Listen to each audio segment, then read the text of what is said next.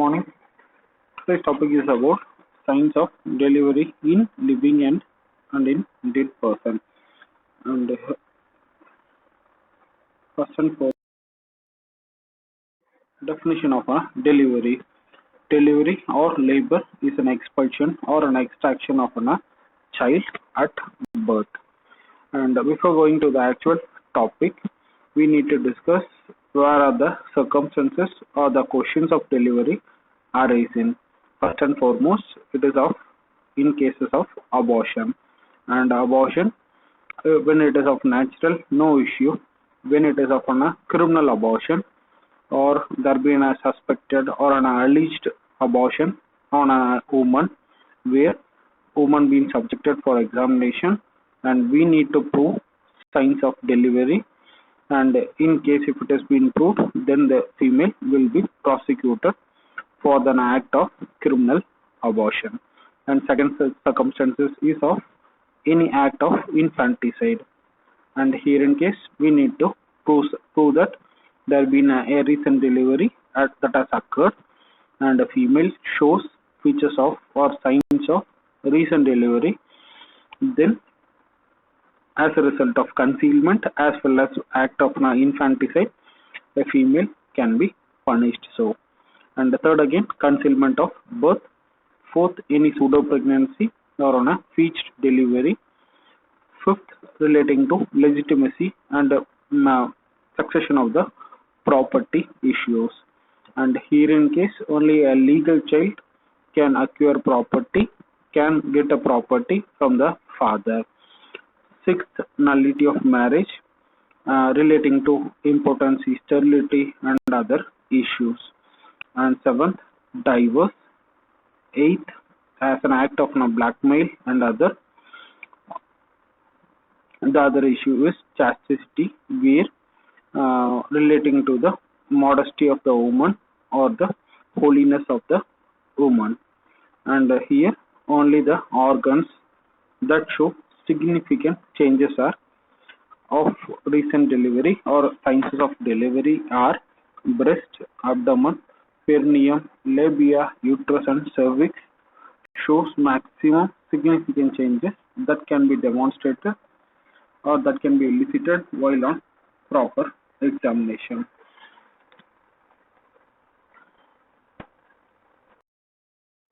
Here, the entire topic has been divided into signs of recent delivery in living, dead, remote delivery in living and dead.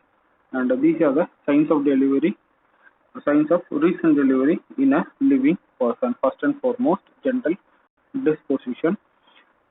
Second, breast changes, abdominal changes, perineal, uterine, cervix, labia, vagina, and lochia, and other lab tests.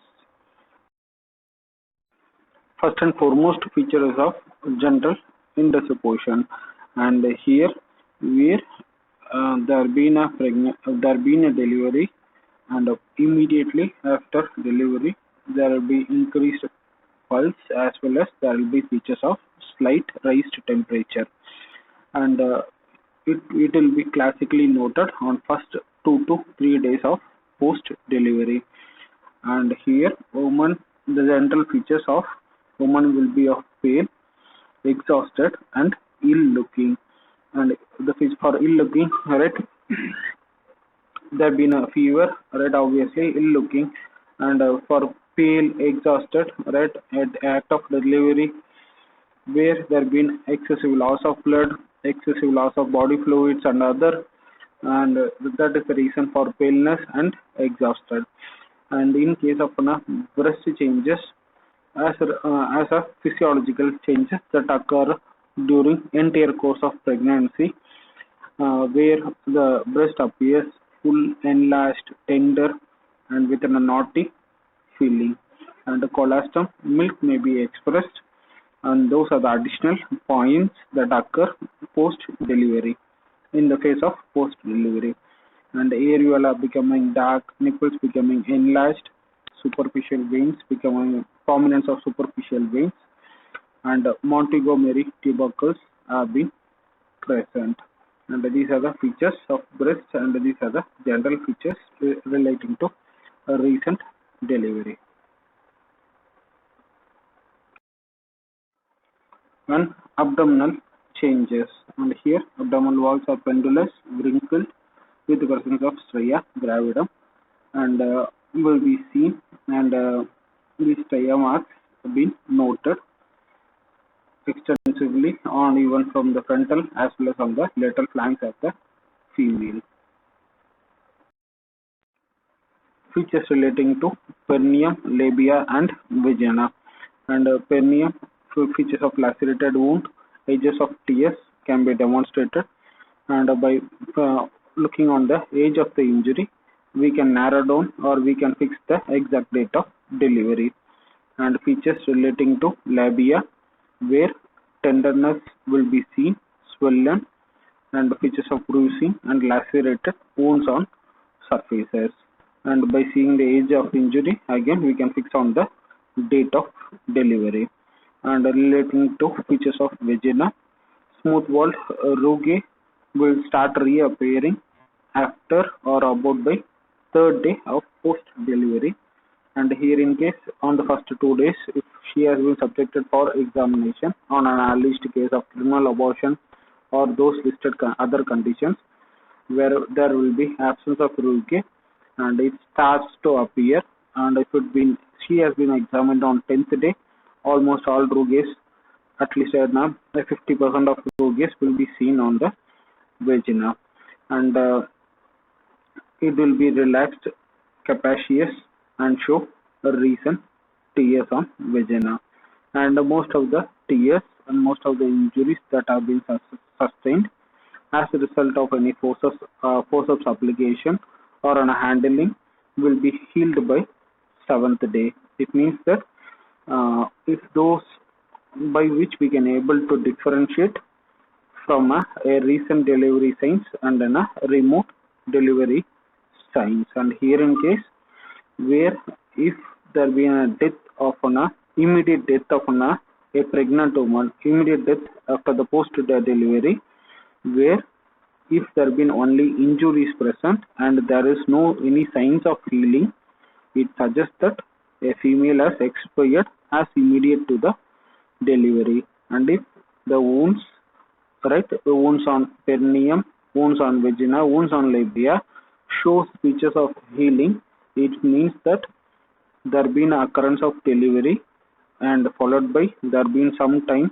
and repairing process or healing process has occurred and there been a death. So by which we can able to differentiate whether there been an immediate death or there been a delayed death that has been occurred by.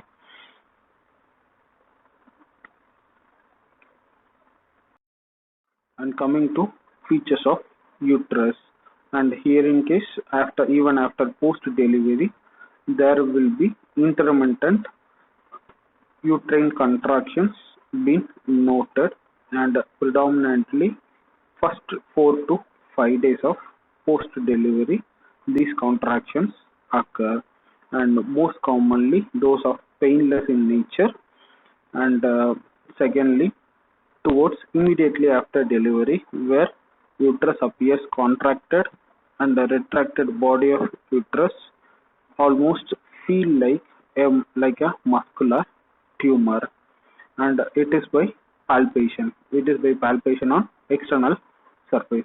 The abdomen being palpated, we can able to note some hardness, right? And coming to the upper border of an uterus, which almost lies about 3 centimeter below the umbilicus, right? So in course of a course of physiological of pregnancy, where uterus will reach up to xiphoid cartilage. On the 9th and 10th month, uterus tends to the fetus, due to the bearing fetus weight, where uterus falls down and it will be at the level of umbilicus, and post delivery it will be just 3 centimeter below. As the time period progresses,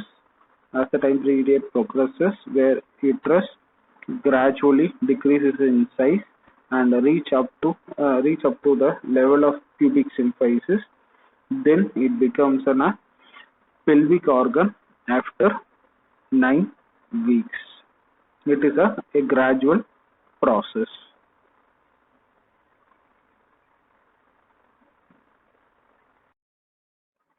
And relating to features of cervix, immediately after delivery, cervix will be soft and dilated, edges appear torn, and lacerated wounds have been noted.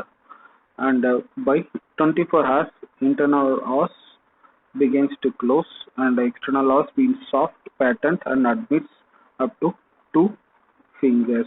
By end of first week, 1 finger is being admitted with difficulty, and the end of second week, the external os is also being closed.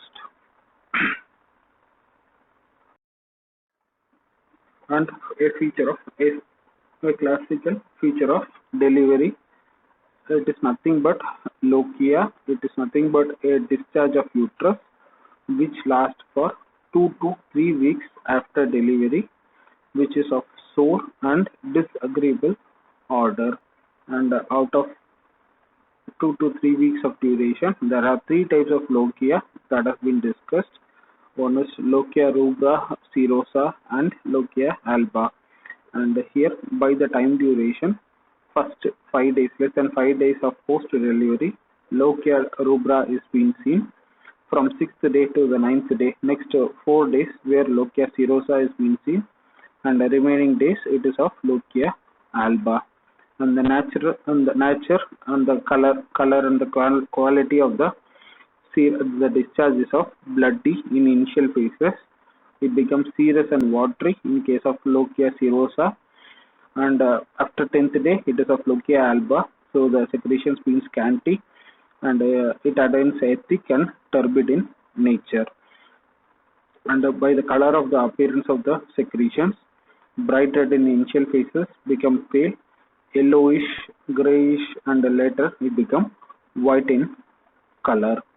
And the content of those secretions of blood clots in case of rubra, decidual cells, fetal membranes, lingo hairs and lingo materials, meconium and vernix caseosa are the contents of lochia rubra. And in case of lochia serosa, blood cells, RBCs, less of RBCs, more of WBCs, cervical mucus of maternal origin, and microorganisms where anaerobic streptococcus, staphylo, and wound exudates are the content of the secretions during lochia serosa phase.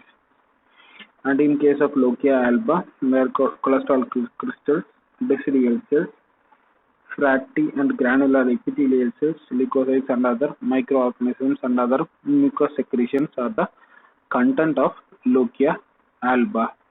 And again, most commonly repeated short note type of question in universities.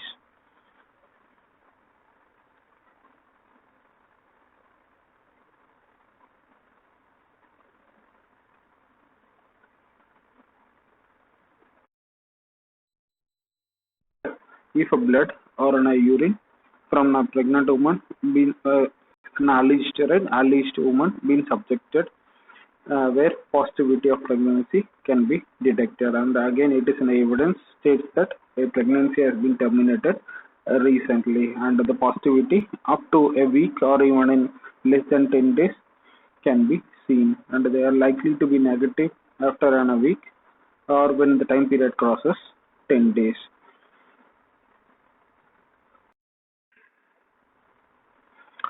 Signs of recent delivery in case of a dead individual, and here the same features will be noted, where some features like local signs like general indispositions, changes of breast, uterus, cervix, vagina, perineum, whatever has been presented in living can be detected or can be elicited even in dead individual, and there are some exceptions and other additional features can be noted.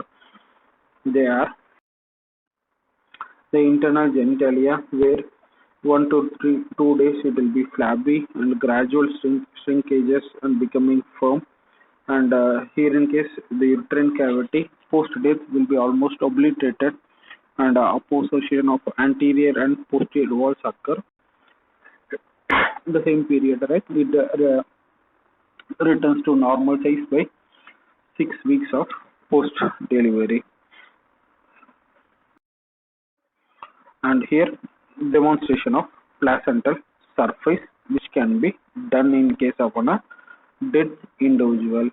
And here in case, right, when you receive a post delivery individual, post delivery female for an autopsy, prior to opening of other organs, here the primary suspected part being uterus, and here the history will be offered. A female has been admitted for a safe confinement where her vitals were been worsening, and she has delivered a male or a female child, and after which she has collapsed even in spite of treatment provided. Even there been units of blood transfusion has been given, and she has been declared by this time, and you receive inquest paper and you receive a deceased for an autopsy. Case scenario 1. Case scenario 2, where a pregnant woman admitted, and on the course she has been declared dead without delivering of a fetus. And here in first case a delivery has occurred, and in second case where fetus is been in situ or within the uterine cavity, and the proceedings are almost similar. And here the allegation will be on the OBG surgeon, as well as on the anesthetist who are being present.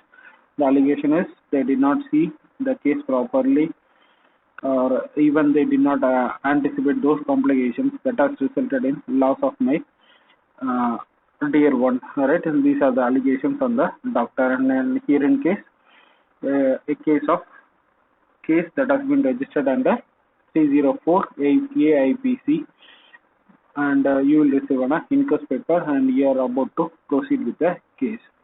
And here the part that has been a suspected or that have been an issue is being abdomen. And here on the first instant, right, the general description relating those documentation, estimating rigor mortis, postmortem lividity, etc. proceedings have been done, and finally abdomen cavity is being opened, and a first cavity to be opened.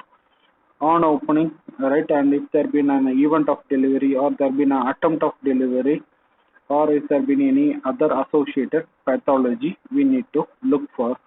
And in some cases on instant, right, where a pregnant woman been in trial for pregnancy for a longer period, or there been a past history of repeated pregnancy where uterus has become firm enough or been thin enough, where there been a rupture of uterus, where most of the content of uterus would be within the abdominal cavity, or there been a rupture or a bleed of a vessel, where on opening abdominal cavity we can get a copious amount of hemorrhage along with. And after removing those blood within the abdominal cavity, we need to identify the uterus. And here in case where there been a presence of a fetus in situ, won't be a difficulty, uterus can be seen easily. But in case of a delivered, right, either by cesarean or by a normal vaginal process of delivery, we need to look for the suture marks, stitch marks on the uterine wall. And here the anterior wall of the uterus bear those suturings and other, right. We need to check for their intactness, or if there been any loose, or if there been any instrument left within the abdominal cavity, or any the tamping material or any materials which have been left in situ to be noted. And if nothing has been present, we can proceed with the uterus. And here in case the complete uterus to be dissected out, and before making the process of dissection, where in case if there been a fetus in situ, where by making a routine incision like in a cesarean section, where a fetus to be taken out. And after taking out the fetus from the uterine cavity, the determination of the length of the fetus, the other fetal examination remains the same. And uterine cavity, we need to look for the placental site, and in placental site we can appreciate an irregular nodular elevated area, usually 15 centimeter in cross section in diameter, covered by a clotted blood, lymph, and a portion of decidua can be demonstrated. And here, in case the fetal examination, it can be carried out in other video, and towards this content, towards this particular topic, where we need to look for any other abnormal findings in the uterus, and uterus to be dissected, and if there been presence of any other suspicious material to be collected, and after making an dissection, it should be preserved for histopathological examination, and ideal preservative 10% formalin.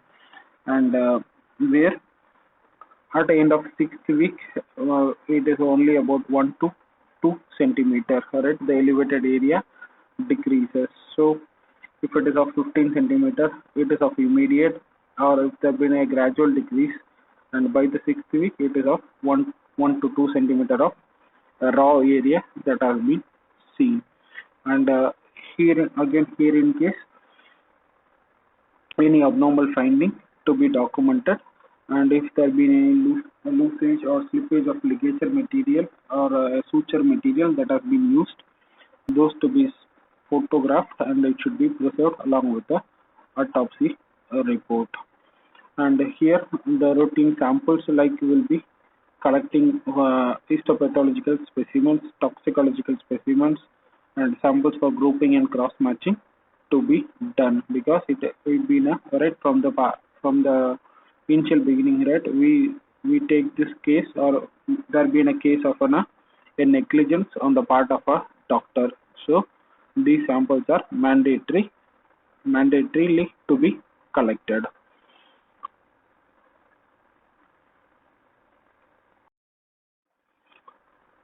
And coming to ovaries, fallopian tubes, peritoneum, and bladder. And ovaries and fallopian tubes, where usually are congested, but they become normal within few days. And a large corpus luteum usually found in one of the ovaries.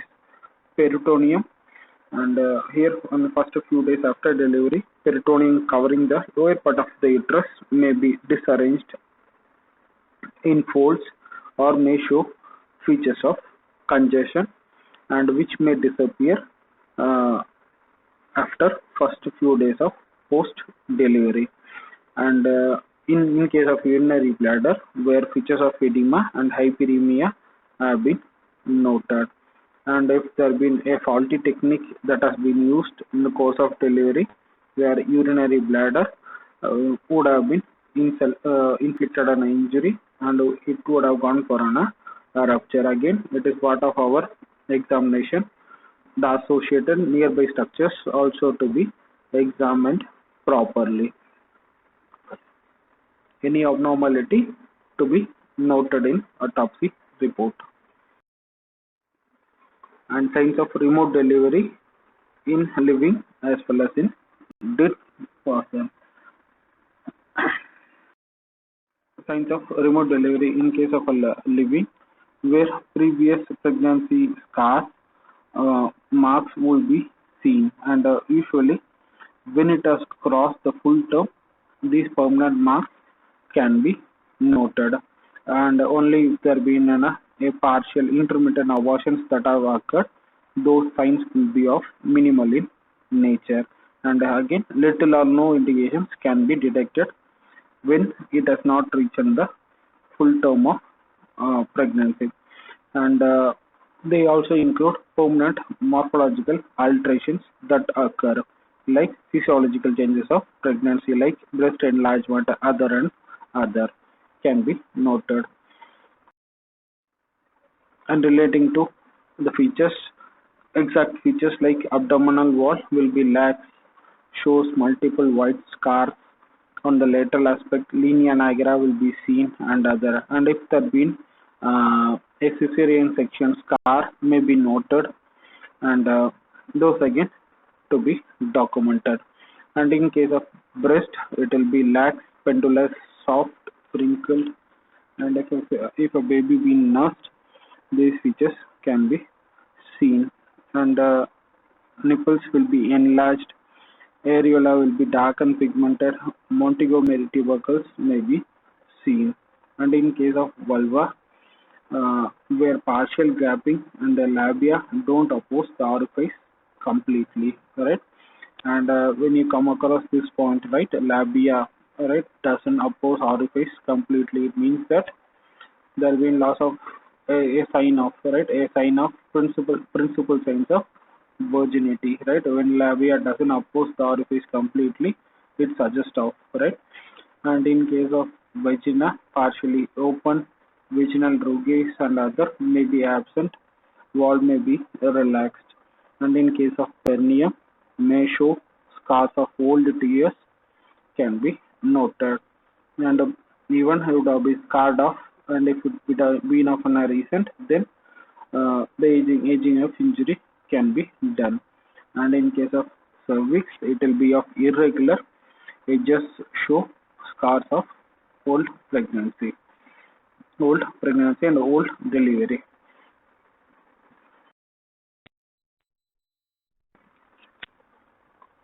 A tabular column for differentiating from parous uterus from a nulliparous uterus. Size and weight relatively larger in case of a parous uterus, and those dimensions are lesser in case of a nulliparous uterus. Body, the twice the length of the cervix, and here body and cervix in case of nulliparous it is of same length. And these features of lesser practically, and coming to lesser importance, and coming to the point of cervix, where cervix irregular and edges show scars, uh, external loss transverse irregular and fissure, internal loss not well defined in case of a parous uterus. And in case of a cervix of an nulliparous, where it is of regular, no scar being detected, external loss appears as a small hollow, internal loss circular and well defined, right? And it is a point of academic interest of differentiating both of the features, and where it will be evident even on a morphological examination, right? And only purely of academical, and by repeated reading, and some points can be, you can able to retain some of the points. Thank you so much for your patient listening. If there been any doubt relating to the content of the video, kindly address those issues in comment section below, or otherwise through the social media links provided in description section. Thank you.